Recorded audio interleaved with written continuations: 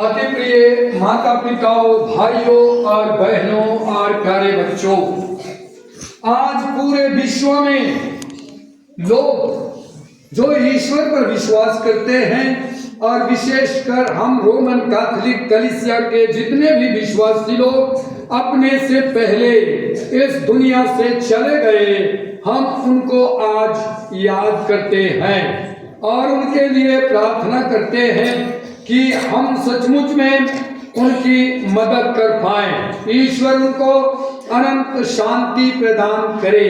इसलिए पूरे विश्व में आज का दिन और विशेषकर नवंबर माह मृतकों के लिए समर्पित है। इसलिए पूरे माह हम अपने प्रिय जनों को याद करें या कहें, हम उनके लिए प्रार्थना करें जो इस दुनिया में हमारी ही तरह रह रहे थे, जी खा रहे थे, हमारी तरह ईश्वर की महिमा कर रहे थे, पर आज वे यहाँ नहीं हैं, वे इस दुनिया से चले गए। हम लोग पढ़ते हैं, हम लोग बहुत बार पढ़ते हैं और हम लोगों ने पढ़ा है, हम जानते हैं कि किस तरह से हमारा जीवन होगा, हम कैसे आगे बढ़ेंगे, हम इसको अच्छी तरह से जानते हैं और उसके आधार पर हम मनन चिंतन करते हैं। तो सबसे पहले हम खोलेंगे एजेकियल नबी के ग्रंथ अध्याय 18 पद संख्या 30 पेज नंबर 1299 में लिखा हुआ है। एजेकियल नबी के ग्रंथ अध्याय 18 पद संख्या 30 में लिखा हुआ है। क्या लिखा हुआ है? हेलो, पढ़िए। नहीं खोले हैं? खोलिए आराम से, खोलकर हमें पढ़ना। 1299 पेज में मिला कि नहीं मिला? पढ़िए, क्या लिखा हुआ है? प्रभु ईश्वर यह कहता है,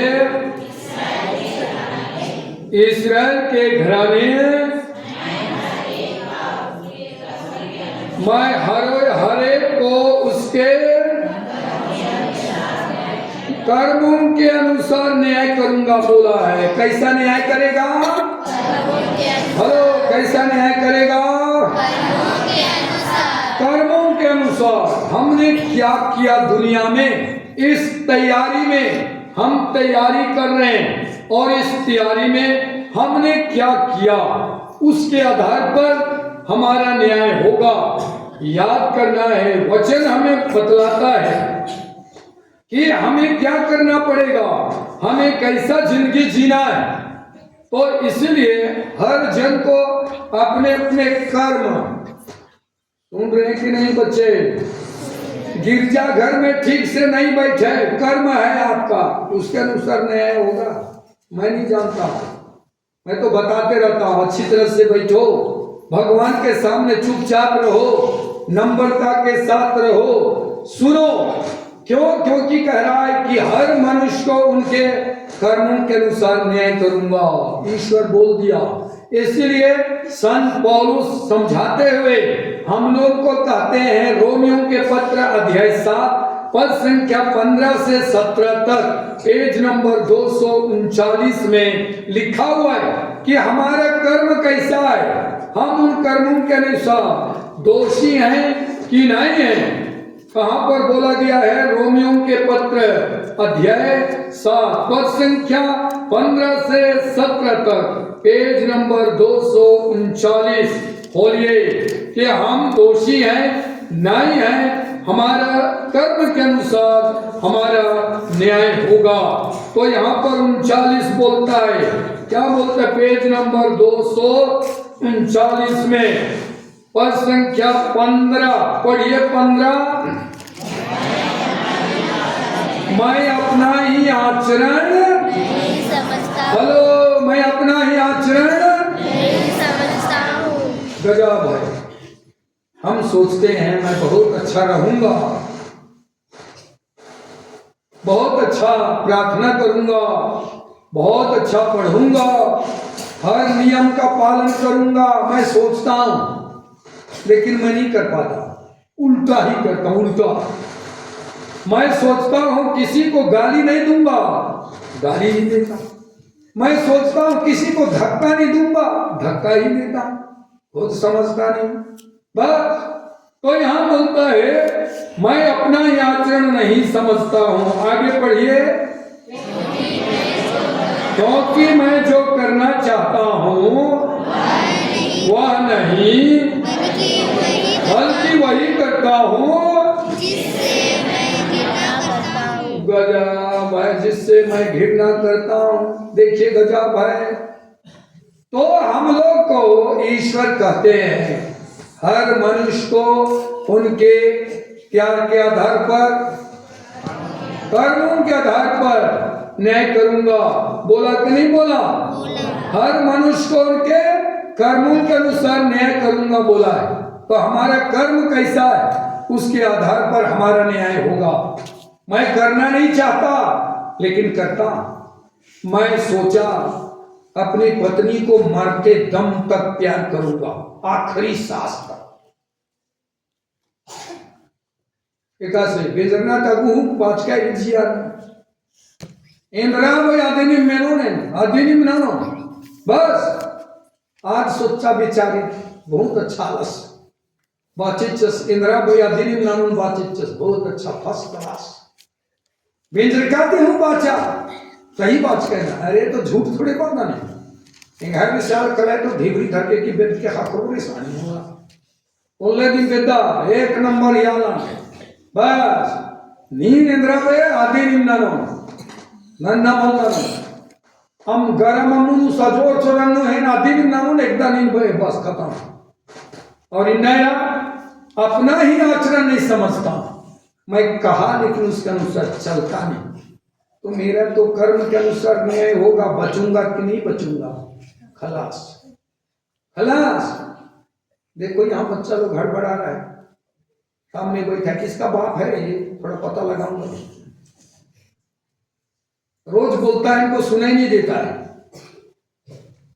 अपने कर्मों के अनुसार हमारा न्याय होगा। यहां बता रहा हूं। बच्चा लोग बरबर दिखे और एकाध जन को हटाइए, दो तीन झापड़ लगा। तो ये हम लोगों को याद करना है। आगे पढ़िए यहां पर संख्या 19 पढ़िए। 19 पलटिए 19। मैं जो भलाई चाहता हूं वह नहीं कर पाता, बल्कि मैं जो बुराई नहीं चाहता। ऐसा होता है कि नहीं होता है? होता है। हेलो, ऐसा होता है कि नहीं होता है? होता है। तो क्यों होता है? ऐसा क्यों होता है? तो क्यों? क्योंकि हमारे अंदर ईश्वर का वचन नहीं है। हमारे अंदर गलत चीजें हैं और वो हमको प्रेरणा देता है।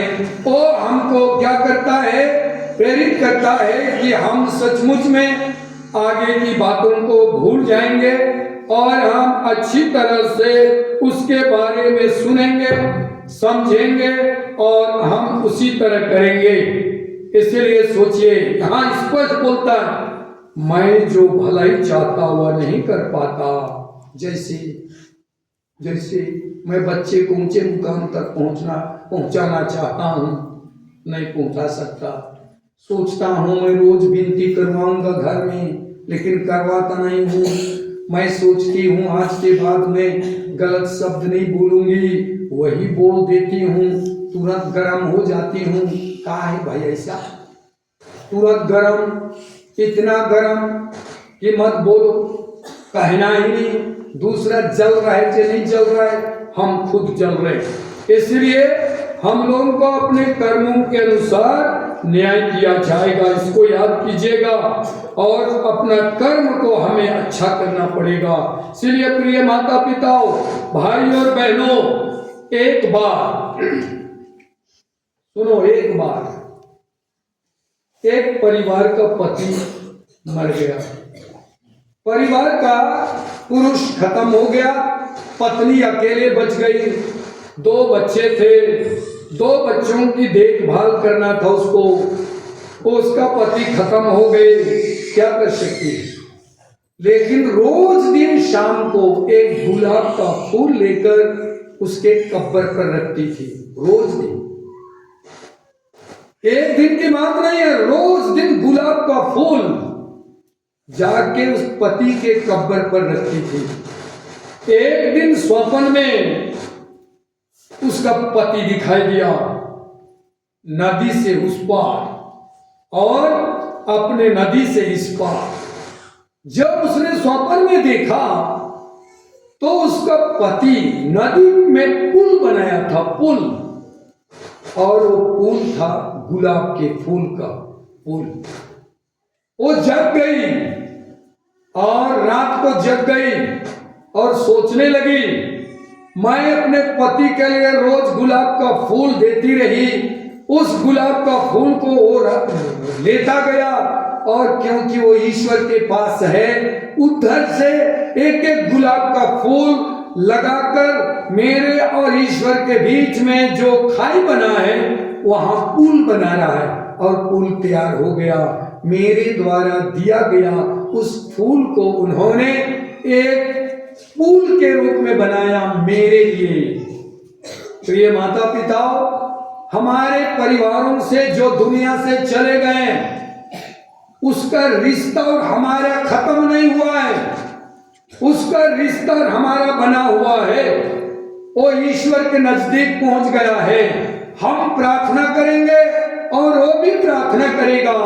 हमारी प्रार्थना और उनकी प्रार्थना हमारे लिए एक पुल बन जाएगा और हम आसानी से ईश्वर तक पहुंच सकेंगे। इसीलिए कैथोलिक कलीसिया ने ये व्यवस्था किया कि हम उन लोगों के लिए प्रार्थना करें जो हमसे पहले चले गए। इसलिए हमारे लिए जिम्मेदारी है कि हम क्या करें और क्यों हम प्रार्थना करते हैं। प्रार्थना इसीलिए करते हैं क्योंकि वे भी हमारे जैसे कमजोर थे, वे भी हमारे जैसे कमजोर थे, वे हमारी ही तरह प्रार्थना नहीं कर पाए, हमारी तरह गुनाह किए, हम वे क्षमा नहीं मांग पाए, वे मर गए। हमारी बारी है आज उनके नाम पर हम प्रार्थना करें और ईश्वर से दुआएं करें, प्रार्थना करें, ताकि सचमुच में हम ईश्वर के साथ रह सकेंगे। तो प्रिय माता पिता, खोलिए लूकास रचित सुसमाचार अध्याय 12 पद संख्या 49। लूकास रचित सुसमाचार अध्याय 12 पद संख्या 49, पेज नंबर 117। क्या लिखा हुआ है? खोले लूकास 12:49, पेज नंबर 117, अध्याय 12 पद संख्या 49। क्या लिखा हुआ है? हेलो, और एक बार पढ़िए। हेलो, यीशु क्या कहते हैं? थोड़ा जोर से बोलिए ना, यीशु क्या कहते हैं? मैं पृथ्वी पर क्या लेकर आया हूँ? किसने कहा? यीशु ने कहा कि मैं पृथ्वी पर क्या लेकर आया हूँ? आग लेकर आया हूँ। ये आग मत समझिए, ये आग ऐसा आग नहीं है, ये आग है प्यार का आग। आगे वहां बाद में पढ़िएगा, लिखा हुआ है, मैं चाहता हूं कि यह धधक उठे, अर्थात कि ईश्वर चाहते हैं कि वह जो आग है प्यार का आग वो धधक उठे हम लोगों को। इसलिए ईश्वर कहते हैं कि हम लोग क्या लेकर आए? आग लेकर आए, वह आग धधक उठे, ये हम लोग को याद करना है। इसलिए प्रिय माता पिताओं, भाइयों और बहनों और प्यारे बच्चों, हम क्या लेके आए? सोचना है। यीशु तो आग लेकर आया, मैं इस परिवार में, इस धरती पर क्या लेकर आया? ईर्ष्या, द्वेष, लड़ाई, झगड़ा, मनमुटाव। जो लेके आए वही होगा और उसका फल ही हम लेके जाएंगे, उसका फल लेकर जाएंगे। अगर हम ईर्ष्या लेकर आए ईर्ष्या ही करते चले जाएंगे। अंत में इतने फल मिलेंगे कि हमको ईश्वर तक पहुंचना मुश्किल हो जाएगा। निंदा शिकायत लेके आए, उसका फल लेके जाएंगे, फल को लेके जाएंगे। अगर हमने चुगली लेके आए, उसका फल ही लेके जाएंगे। इसलिए सावधान, हम क्या लेके जाएंगे। इसलिए तो लूकस अध्याय 21 पद संख्या 36 से कहता है, खोलिए लूकस 21 पद संख्या 36 क्या बोलता है। लूकस 21:36 खोलिए, लूकस 21:36 क्या लिखा हुआ है, सब पढ़ेंगे। चलिए पढ़िए लूकस 21:36। इसलिए क्या करो, इसलिए जागते रहो और सब समय प्रार्थना करो। आगे, जिससे तुम आने वाले और भरोसे के साथ मानव पुत्र के सामने न्याय के दिन हमारा निर्णय मानव पुत्र के सामने होगा। हम खड़े होने लायक हैं कि नहीं है। मेरा जीवन कैसा है, मेरा जीवन कैसा है, मैं पत्नी के साथ कैसा रहता हूँ, पति के साथ कैसी रहती हूँ, परिवार को कैसे लेके जा रहा हूँ। मैं एक चरवाहा हूँ, मुझे वहां ले जाना है सबको। मैं कैसे हूँ, केवल दुनिया की चीजों के बारे मैं लिप्त हूँ, चिंता करता हूँ। तो मैं कहाँ बच्चों को ले रहा हूँ, कहाँ पति को ले रही हूँ, कहाँ पत्नी को ले रही हूँ। मेरी जिम्मेदारी है। यीशु तो आग लेकर आए, प्रेम का आग, सबको उस आग से निंदा शिकायत बुराई जला दिए। सबको चाहते हैं कि सब स्वर्ग जाएं, पर मैं क्यों आया हूं। आज मुझे ईश्वर ने चुना है, मुझे नियुक्त किया है एक काम करने के लिए। अब मेरी बारी कैसी है, क्या है। इसलिए प्रिय माता पिताओं, हम लोगों को मृतकों के बारे में पुराने व्यवस्थान में भी बोला गया है। मकाबियों का दूसरा ग्रंथ खोलिए तो अध्याय 12 पेज नंबर 766 पेज नंबर। मकाबियों का ग्रंथ कभी पढ़े नहीं होंगे हम लोग, वहां पर अभी खोलना पड़ेगा। मकाबियों का ग्रंथ अध्याय 12 पद संख्याएं 38 से 46 तक में लिखा हुआ है। मिला पेज नंबर 766। हेलो जल्दी खोलिए, ये मृतकों के बारे में लिखा हुआ है।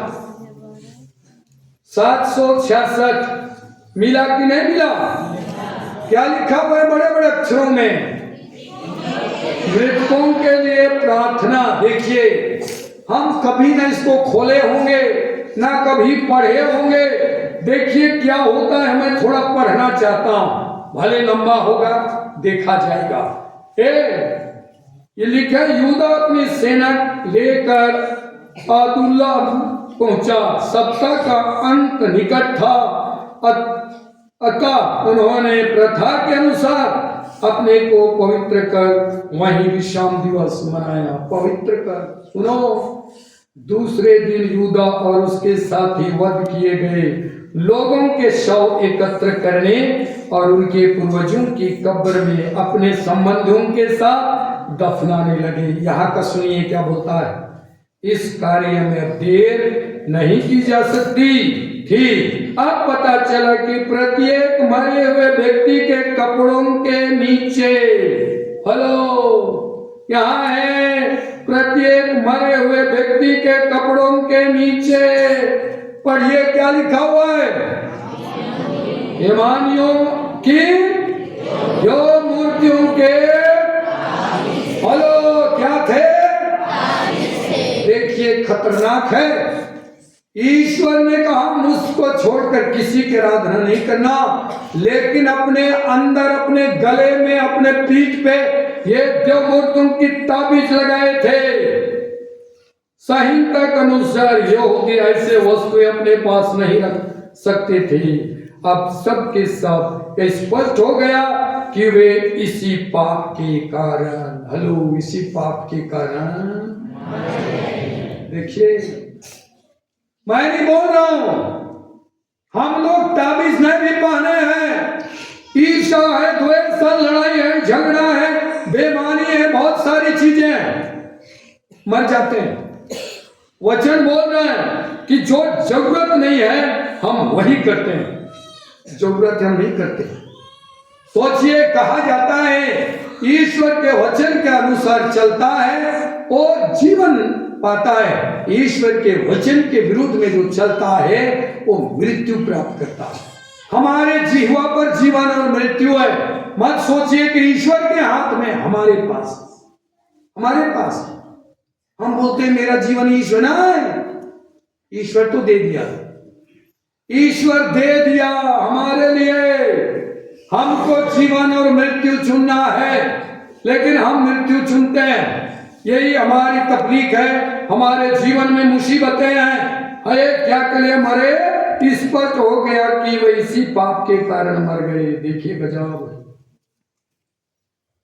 हम लोग भी ऐसे होते हैं। ये शारीरिक मृत्यु के बारे में मत सोचिए, ये आत्मा की मृत्यु हमारे द्वारा होता है। आत्मा की मृत्यु हम कर डालते हैं, आज्ञा का उल्लंघन करके आत्मा को मार देते हैं, आत्मा को हम नष्ट कर देते हैं। प्रिय माता पिताओं, भाइयों और बहनों, याद कीजिए, इस जिंदगी में जब हम हैं, ईश्वर ने हमारे लिए दिया है, जीने के लिए दिया, समय दिया, पर हम क्या चुन रहे हैं? रोज याद कीजिए, रोज बोलता हूं मैं, हम गलत काम करते करते अपने परिवार को मरवा देते हैं। कुछ भाई लोगों को कहा जाता है, जैसे मैंने शुरू कहा कि महिलाएं बोलते हैं मत पियो ना जी, हम छोड़ते ना, आप मृत्यु को आगे ले चल रहे हैं। मृत्यु को, बुरा कर्म को बोला जा रहा है वचन के माध्यम से, लेकिन हम सुनते नहीं, उसी में आगे बढ़ते चले जाते हैं। सोचिए, हम लोग को वही प्रिय है, मृत्यु ही प्रिय है।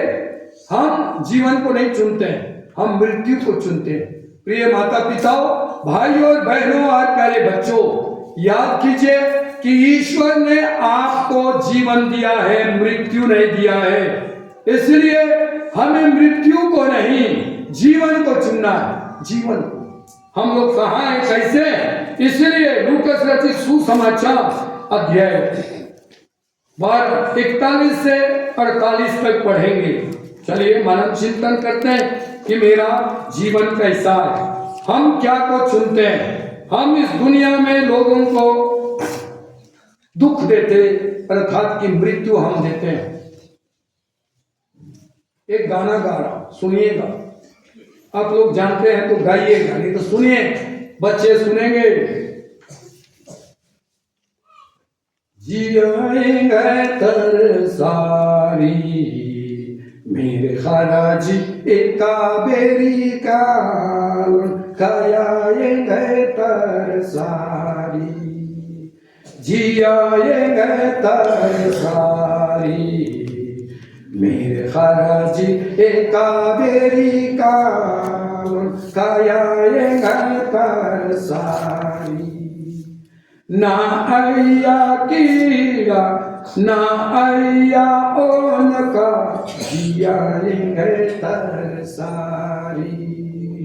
ना आया कीड़ा ना आया उनका, जियाएंगे तरसारी मेरे खराजी एकाबेरी काल, जियाएंगे तरसारी, जियाएंगे तरसारी मेरे खराजी एकाबेरी काल, खाएंगे तरसारी। ना आया रोग रही ना आया दुख रही, जियाएंगे तरसारी। ना आया रोग रही ना आया दुख रही जियाए गए तरसारी मेरे हराज एका बेरी का तो न जियाए गए तरसारी जियाए गए तरसारी मेरे खरज एका बेरी का लनकाया गए तरसारी ना आया पाप बुराई ना आया लड़ाई झगड़ा जियाए गए तरसारी ना आया पाप बुराई ना आया लड़ाई झगड़ा जियाए गए तरसारी मेरे खराज एका बेरी का लन जियाए गए तरसारी जियाए गए तरसारी मेरे खराज एका बेरी का लनकायाए गए तरसारी। प्रिय माता पिता, हम लोग वहीं पर जाने के लिए आए, वहीं पर कि हम कब वहां जाएंगे। तो लूकास रचित सुसमाचार अध्याय 12 पर संख्या 41 से 48 तक जो बातें कही गई है हम पूरा करेंगे, वहां जाएंगे, लेकिन हम पूरा नहीं करेंगे, नहीं जाएंगे। यहाँ बहुत सारी बातें कही गई है। क्या लिखा हुआ है 41 में? क्या लिखा हुआ है? पढ़िए तो। पेतरुस ने उनसे कहा, क्या कहा? क्या आप यह दृष्टांत हमारे लिए कहते हैं या सबों के लिए? आगे हाँ, प्रभु ने कहा, क्या कहा? कौन ऐसा ईमानदार और बुद्धिमान करीना है जिससे उसका स्वामी अपने नौकर चाकरों पर नियुक्त करेगा, और आगे ताकि वह समय पर उन्हें रसद बांटा करेगा। प्रिय माता पिताओं, भाई और बहनों, यहाँ पर 4 लोगों के बारे बताया गया है। सुनिए, 4 लोगों के बारे कि वहां एक आदमी था, डाकबारी का मालिक था, बनाया था, वो किसी को नौकरी पर देकर चला गया। समय आने पर कुछ एक व्यक्ति आया, उस मालिक ने कहा इससे हम मारेंगे, मारने पीटने और नशेबाजी करने लगे। लिखा हुआ है, देखिए हम बहुत पढ़ रहा, सुनिए, ये हम लोग की कहानी है। और पद संख्या 45, परंतु यदि वह सेवक अपने मन में कहे मेरा स्वामी आने में देर है, और वह दासियों को पीटने, खाने पीने और नशेबाजी करने लगे, तो उस सेवक का स्वामी ऐसा दिन आएगा जब उसकी प्रतीक्षा नहीं कर रहा होगा, और ऐसे घड़ी जिससे वह जान नहीं पाएगा, तब स्वामी उसे कोड़े लगवाएगा और विश्वासघातों का दंड देगा। प्रिय माता पिता, हम दुनिया में यही कर रहे हैं। आज वचन कहता है तैयार रहो, जो जन्मा है मरेगा। कब मरेगा कोई नहीं जानता, कब मरेगा कोई नहीं जानता। कोई घर में मरेगा, कोई पहाड़ में मरेगा, कोई सड़क में मरेगा, कोई नदी में मरेगा, कहां मरेगा कोई नहीं जानता। तैयार रहना। हम लोग कर रहे हैं, यहां बोला है नशेबाजी कर रहे हैं, मारपीट कर रहे हैं, गिरजानी आ रहे हैं, उल्टा पलटा कर रहे हैं, आएगा? तैयार नहीं रहेंगे, चल देंगे। इसलिए बार बार मैं आपसे कहता हूं, धंधा छोड़ो। ईश्वर ने जिंदगी एक बार दिया है, 2 बार नहीं मिलेगा। एक बार दिया है, संभल जाओ। एक माँ परसों, कल आया मैं, परसों मनेंद्रगढ़ से केरा कछार आई।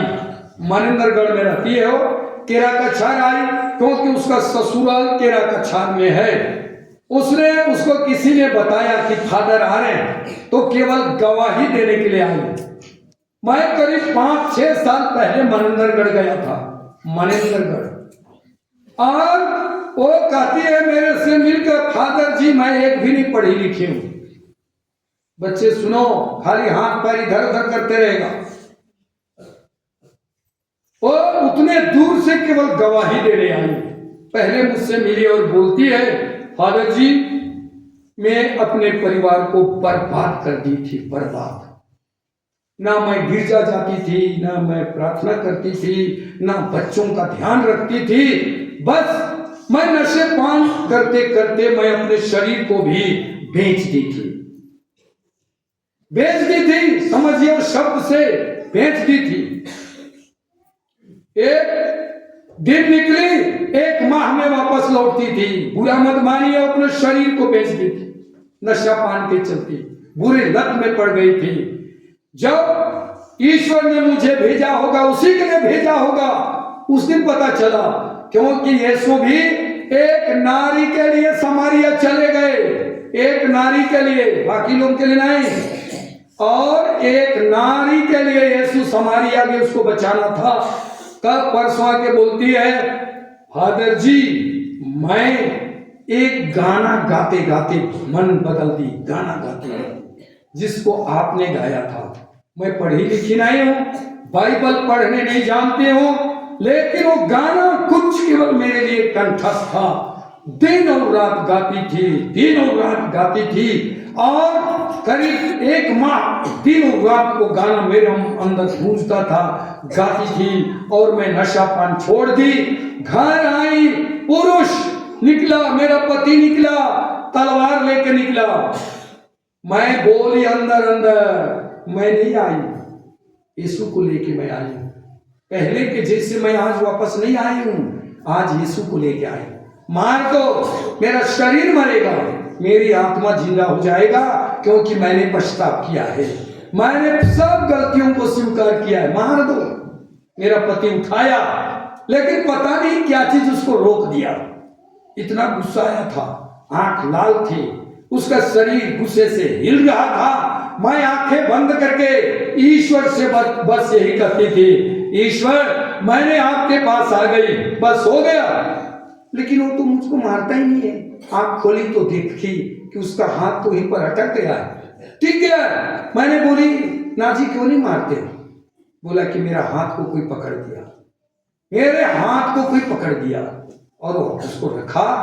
और फिर माता पिता अपनी पत्नी को जिसको मरवाना चाहता था गले से लगाया, रोया, और कहती है क्षमा करो, और वो भी कहता है क्षमा करो। 3 बच्चे, 3 बच्चे।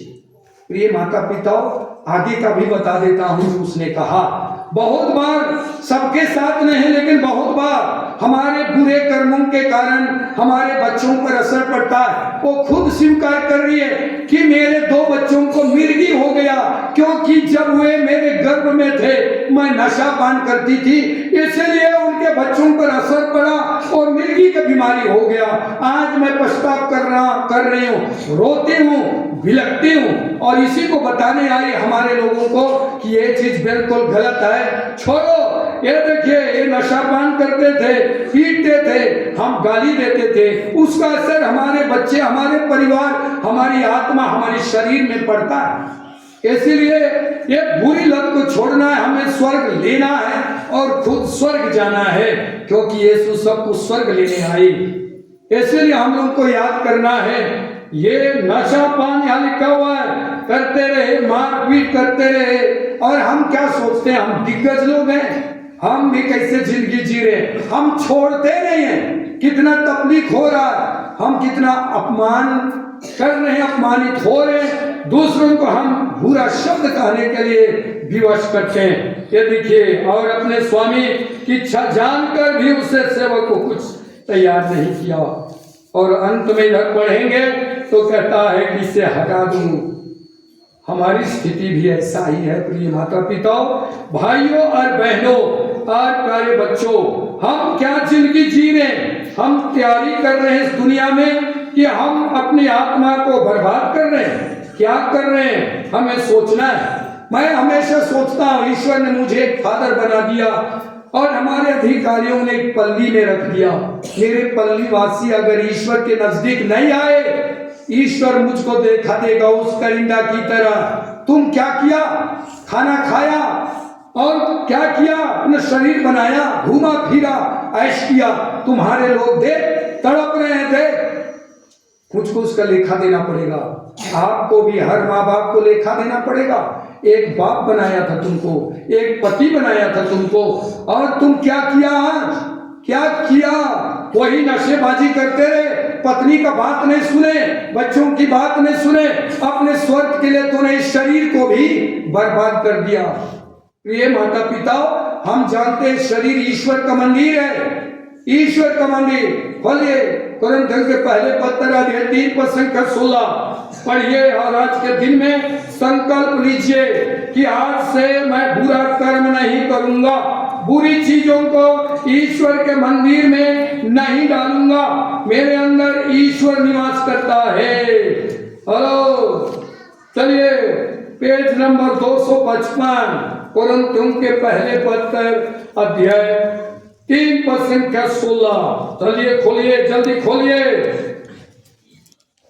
जल्दी खोलो यार। कुरिन्थियों के पहले पत्र अध्याय 3:16 और 17 पढ़ेंगे। पढ़िए, चले पढ़िए। यार आप यह नहीं जानते? हेलो, आप किसके मंदिर हैं? हेलो, आप किसके मंदिर हैं? अगर कोई नशापान का मंदिर है तो हाथ उठा, दम है तो। हेलो, नशापान का मंदिर बनाया है, रोज ले रहा है, बोतल को ही ढकेल देना अंदर। कितना बोल रहा हूं मैं, परिवार बर्बाद करता है, बच्चों का जिंदगी बर्बाद करता है, अपने शरीर को बर्बाद करता है, उसी को लगाए जा, उसके बिना पर्व नहीं हो रहा है इसको। हम किसके मंदिर हैं?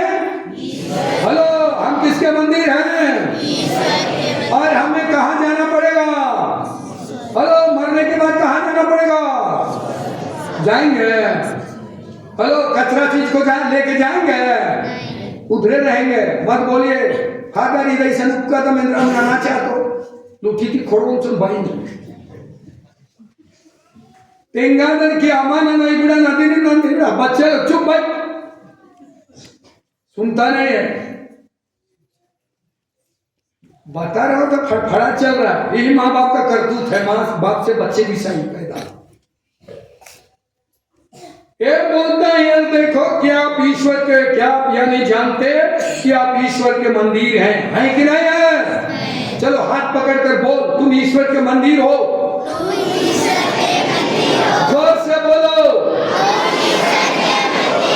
और जोर से बोलो। बोले कि नहीं बोले? आज से गलत मत बोलना, हाथ पकड़कर बोल। गलत चीज मत खाना पीना। अभी पुरुष लोग बोलेंगे, पुरुष लोग आज से नशा मत पीना। बोल यार, थोड़ा जोर से बोलिए, और एक बार बोलिए। देखता हूं मैं, भगवान के सामने बोल रहे हैं, भगवान को बुड़बक समझ रखे हैं क्या? है? क्योंकि हम लोग ईश्वर के क्या है? मंदिर में। कोई भी एक बूंद नहीं लेगा मुंह से अंदर, एक बूंद नहीं। जो लेगा, यहां से मैं बोल रहा हूं आपके लिए जहर बन जाएगा, बनेगा। 2 बार बोला, तीसरी बार भी बोल रहा हूं, बनेगा। हाँ, पर ईश्वर का मंदिर के आगे पढ़िए तो क्या बोलता है? पढ़िए, हेलो, ईश्वर का आत्मा,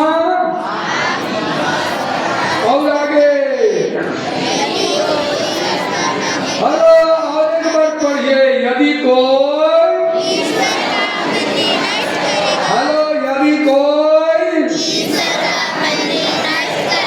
यदि कोई तो हाँ, मैं बोलूंगा पहला वाक्य, आप लोग बोलेंगे दूसरा वाक्य। यदि कोई ईश्वर का मंदिर नष्ट करेगा, यदि कोई ईश्वर का मंदिर नष्ट करेगा, एक दूसरा आदमी नष्ट करेगा बोला। हेलो, यदि तुम अपना शरीर नष्ट करोगे तो पत्नी नष्ट करेगा, लिखा हुआ है। यदि पत्नी अपने मंदिर नष्ट करेगी तो पति नष्ट करेगा, लिखा हुआ है। ईश्वर नष्ट करेगा। सावधान, हमारे पुरखे मर गए, सीखना चाहिए कि भैया उनका स्थिति क्या है आज हम ना देखते हैं ना कुछ नहीं, उन लोग जानेंगे। इसलिए हमें आज के दिन में सोचना चाहिए कि मैं अपने उस मंदिर को जहां ईश्वर निवास करता है कोई भी गलत चीज ना डालूं जिससे कि मेरी आत्मा बर्बाद हो जाए। इसलिए प्रिय माता पिता, भाइयों और बहनों और प्यारे बच्चों, ईश्वर कहते हैं, आज पढ़ लीजिएगा मत्ती 25 का 31 से आगे, अभी मैं नहीं पढ़ेंगे, मैं बता रहा हूं। भला कर्म करने वालों को ईश्वर दाहिने ओर रखते हैं और कहते हैं शाबाश। भला काम करते हैं उनको कहते हैं शाबाश, बुरा कर्म करते हैं बाएं तरफ रहता है दोस्त, बेईमान कहते हैं। इसीलिए चलिए हम याद करें कि ईश्वर हम लोगों को आज याद करने के लिए यहाँ रखे हैं कि हम याद करें कि मेरा जीवन कैसा है। ये वचन हमको बता रहा है। सोचिए, ये पिता परमेश्वर ने मनुष्य को बनाया अपने साथ रहने के लिए, बनाया कि नहीं बनाया? हेलो, पिता परमेश्वर ने मनुष्य को शैतान के साथ रहने के लिए बनाया? अपने साथ रहने के लिए बनाया, लेकिन बुरा कर्म ने उसे ईश्वर से दूर ले गया। लिया कि नहीं लिया? हम भी दूर ना हो जाएं। चिंतन करें, मनन करें और उन दिवंगत आत्माओं के लिए आज विशेष प्रार्थना करें, ईश्वर उन पर दया करे और उनको स्वर्ग राज्य का अनंत सुख प्रदान करे। चलिए हम ये सोचे आज के दिन, और हम उनके लिए रोज दिन मिस्सा बलिदान चढ़ाएं, रोज दिन रोजरी माला करें और हमारी प्रार्थना के बदौलत वे स्वर्ग पहुंच सकें। आंखें बंद कीजिए। हे सर्वशक्तिमान पिता ईश्वर, हम तुझे आज धन्यवाद देते हैं इस सुंदर दिन के लिए, सुंदर समय के लिए, और विशेषकर आपके वचनों के लिए। वचनों के माध्यम से आपने हमें सिखलाया, हमें बतलाया कि ईश्वर ने हमें बनाया अपने साथ रहने के लिए, लेकिन हम बुरा कर्म करते करते ईश्वर से दूर चले जाते हैं और रोते कलपते हैं। ईश्वर ने कहा, मैं क्या लेकर आया? आग लेकर, प्रेम की आग लेकर आया, और चाहता हूं कि सब मेरे साथ स्वर्ग चले जाएंगे। मैं हर प्रकार की बुराई को प्रेम से की आग से जला दूं। मैं क्या लेकर आया? चिंता कीजिए, इस परिवार में मैं क्या लेकर आया, इस समाज में क्या लेकर आई, इस क्रिस्तीय जीवन में क्या लेकर आई। मेरे कारण लोग परेशान हो रहे हैं, मेरे कारण मेरी पत्नी परेशान हो रही है, मेरे कारण मेरे बच्चे परेशान हो रहे हैं, मेरे कारण मेरे समाज के लोग परेशान हो रहे हैं। क्या लेकर मैं आया, क्या लेकर आई और क्या लेकर जाना है? ईश्वर कहता है, खाली हाथ आए थे, खाली हाथ जाएंगे, पर हम तो वहां भी नहीं जा पाएंगे, क्योंकि हमारे साथ ऐसे चीजें हैं जो हमें जाने नहीं देता और हम ईश्वर से दूर हो जाएंगे। इसीलिए पश्चाताप करें, प्रार्थना करें, हर प्रकार की बुराई को त्याग कर अपने आप को ईश्वर के लायक बना सकें। ईश्वर इस कार्य में हमारी मदद करे। क्रूस का चिन्ह पिता और पुत्र और पवित्र आत्मा के नाम पर आमीन। चलिए तब हम खड़े होकर अपने विश्वास को प्रकट करें।